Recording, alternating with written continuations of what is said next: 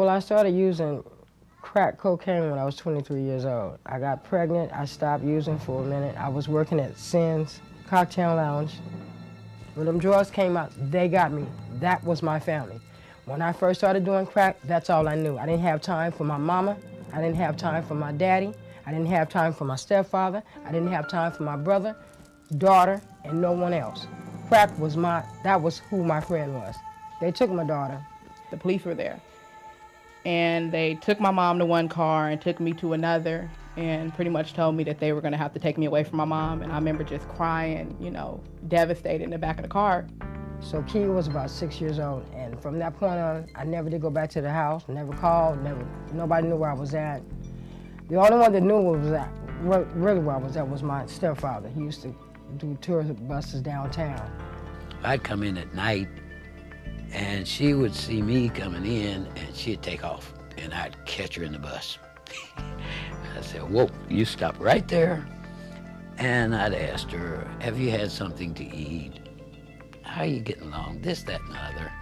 During the time that I was smoking crack, I used to always see a lot of people from Alpha Project doing TBS. They used to always come down to commercial.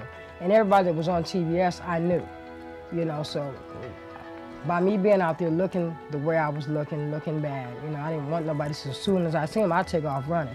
But I used to always, and when I'd be getting high and drinking, and I'd see him come down there cleaning up the street, I said, well, one day I'm gonna end up, I just don't know when, but I know I'm gonna work for Alpha Project. What I saw was a lot of people that were using and a lot of traffic and everything, a lot of people alongside the street, a lot of homeless people.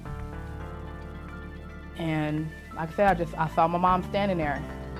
Even when I was out there using, my mother taught me so well in my life. The things that she taught me, I took, even when I was out on the streets, I took and used them. I wasn't a scantling smoker. I didn't rob. I didn't steal. She was always respectful. She never disrespected me one time. And I used to hang around the Neal Day Center, and I kept trying to, I put in the application, and I kept trying to get hired. And so by me hanging there every day, I figured somebody would take the time out to talk to me. And finally, I had a chance to get back to Mr. Williams, and he finally hired me. He said, I'm gonna give you a chance. I'm gonna see if you're gonna be able to do it. He also asked me why was I hanging there every day, and I said because it kept me clean. When she got into the Alpha Project, we could see a great change in her.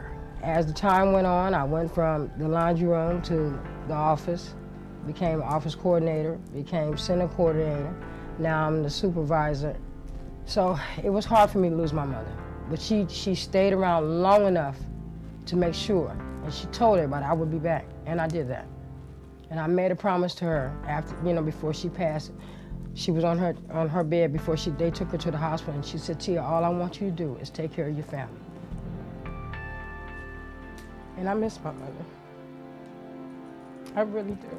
I mean, I was just ecstatic that my mom had gotten all her pieces to the puzzle together.